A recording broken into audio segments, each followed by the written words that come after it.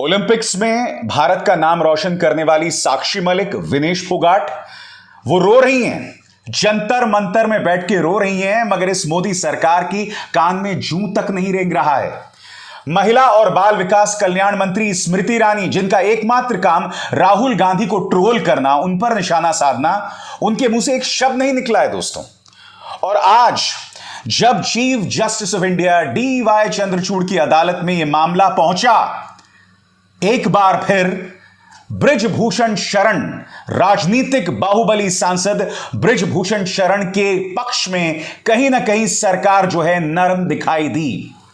उन्होंने क्या कहा, मैं कुछ देर बाद में आपको बतलाऊंगा दोस्तों, मगर सबसे पहले यह वीडियो देखिए। जब खेलों में भारत का नाम रोशन किया था हमारे इन खिलाड़ियों ने, तो देखिए प्रधानमंत्री नरेंद्र मोदी ने किस तरह से अपने घर बुलाकर इन खिलाड़ियों को सम्मानित किया था। क्यों? क्योंकि अपने घर बुलाने से प्रधानमंत्री नरेंद्र मोदी को राजनीतिक फायदा मिल रहा था, वोटों का फायदा मिल रहा था दोस्तों, इसीलिए उन्होंने अपने घर पर बुलाया।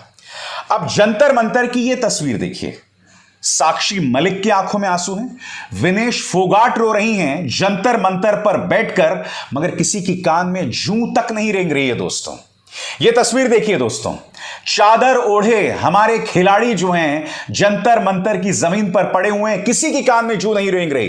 वो प्रधानमंत्री नरेंद्र मोदी जो वोटों के फायदे के लिए अपने घर पर इन खिलाड़ियों को बुलाते हैं, आज वो खिलाड़ी जमीन पर पड़े हुए हैं, इनकी कोई सुध नहीं ले रहा है। सुप्रीम कोर्ट में क्या कहा है मोदी सरकार ने कुछ देर बाद, मगर पहले मैं आपको 3 वीडियोस एक के बाद एक बताऊंगा। सबसे पहले दोस्तों ये वीडियो देखिए जो आपके स्क्रीन पर है, पूरे स्क्रीन पर देखिए।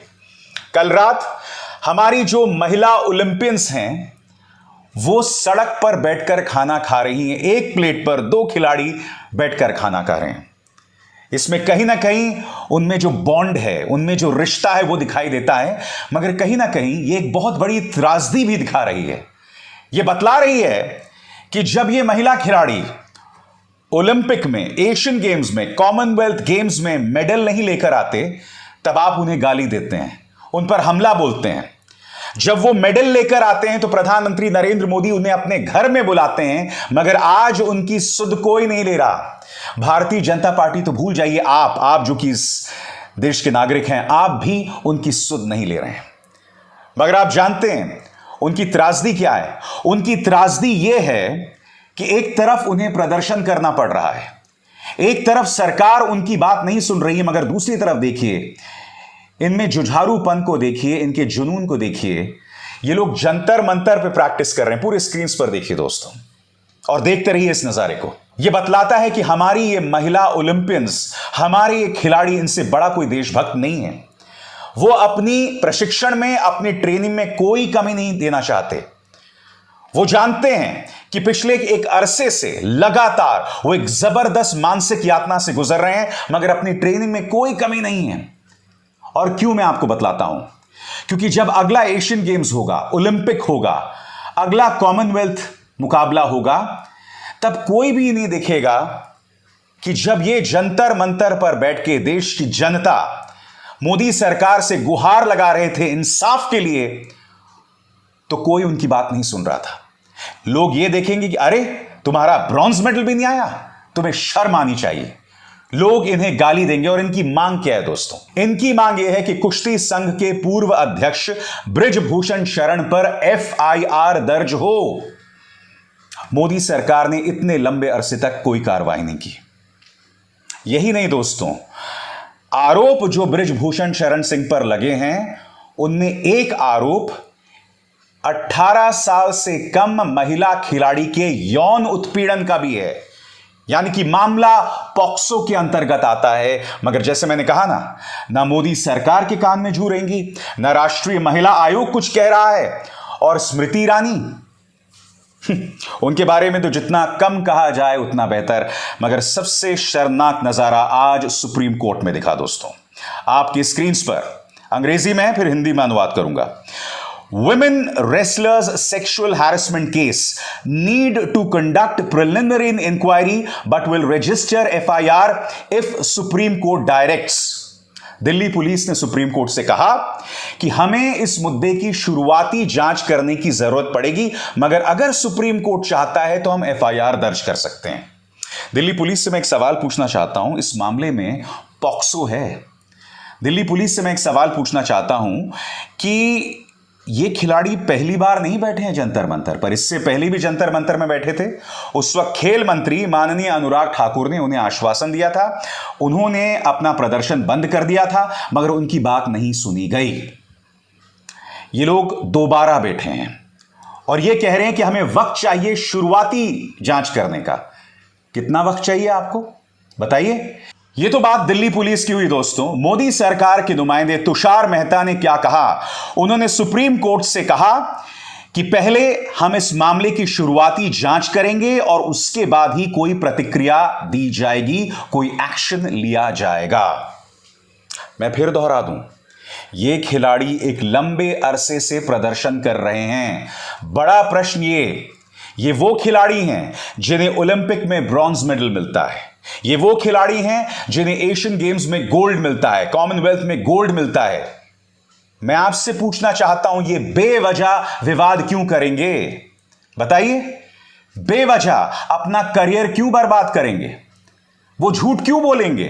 क्योंकि दुख की बात यह है दोस्तों कि इस देश के अंदर ऐसे कई बेगैरत लोग हैं, ऐसे वाहियात लोग हैं जो हमारी महिला खिलाड़ियों पर निशाना साध रहे हैं। ये कह रहे हैं कि ये लोग सिर्फ नाटक कर रहे हैं और उसके अलावा कुछ नहीं। मुझे बतलाइए ना, आखिर वजह क्या है इनके नाटक करने की? वो क्यों अपना करियर बर्बाद करेंगे? क्यों अपने पांव पर कुल्हाड़ी मारेंगे? आज इन खिलाड़ियों की निगाह से आपको देखना पड़ेगा। जब इनकी शोहरत के नाम पर वोट्स बटोरने होते हैं, तब न्यूज चैनल किस तरह के कार्यक्रम चलाते हैं भारतीय जनता पार्टी के पक्ष में कि प्रधानमंत्री नरेंद्र मोदी ने जो सलाह दी है ओलंपियंस को, उसी के चलते उन्हें मेडल मिल गया या मिल जाएगा। याद कीजिए साहब, प्रधानमंत्री Narendra Modi cricket world cup के फाइनल में जीत दिलवाएंगे। उसी तरह से नीरज चोपड़ा को जो मंत्र दिया था, उसी के चलते भारत को जो है गोल्ड मिला। इस तरह के कार्यक्रम इस मीडिया ने किए हैं, मगर आज कोई मुख्य धारा का न्यूज चैनल इस पर डिबेट नहीं कर रहा। उल्टा बृजभूषण शरण, वो व्यक्ति इन खिलाड़ियों को मानो चिढ़ा रहा हो। ये वीडियो देखिए दोस्तों, ये मैं अपने एक अन्य कार्यक्रम में भी आपको दिखला चुका हूं। पूरे स्क्रीन पर देखिए किस तरह से गोंडा में एक कुश्ती से जुड़ा समारोह हुआ और यहां पर बृजभूषण जो है वो बाकायदा अध्यक्षता कर रहे हैं।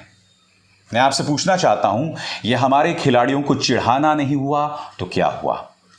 क्योंकि मोदी सरकार उन पर कोई कार्रवाई नहीं कर रही है। क्यों मोदी सरकार इसलिए कार्रवाई नहीं कर रही है क्योंकि अगर बृजभूषण पर कोई कार्रवाई हुई, एफआईआर दर्ज हुआ, तो इसका नुकसान भारतीय जनता पार्टी को चुनावों में होगा। क्योंकि यह पॉलिटिकल पार्टी बार बार प्रमाणित कर चुकी है, उसके लिए ना किसानों की बात मायने रखती है, ना ओलंपिक में भारत को गौरव देने वाले खिलाड़ियों की बात मायने रखती है। उसके लिए अगर कोई बात मायने रखती है तो वो है राजनीतिक बाहुबलियों की बात। याद कीजिए लखीमपुर खीरी में किस तरह से हमारे किसानों को रौंद दिया जाता है और आरोप किस पर लगता है? मोनू मिश्रा। कौन मोनू मिश्रा? केंद्रीय गृह राज्य मंत्री अजय मिश्रा टेनी का बेटा। क्या अजय मिश्रा टेनी को गृह मंत्रालय से हटाया गया है? नहीं हटाया गया है, वो बदस्तूर वहां बने हुए हैं। बृजभूषण शरण भी उसी फहरिस्त में आते हैं। उन पर कोई कार्रवाई नहीं की जाएगी क्योंकि इस पॉलिटिकल पार्टी यानी सत्तारूढ़ भारतीय जनता पार्टी को सिर्फ वोट दिखाई देता है और कुछ नहीं। मैं आपको एक सवाल पूछना चाहता हूं, यह बात तो हमारे खिलाड़ियों की हुई, यानी कि इनकी शोहरत पर बीजेपी वोट्स हासिल करना चाहती है। हमारे सैनिकों के साथ भी तो यही हुआ ना।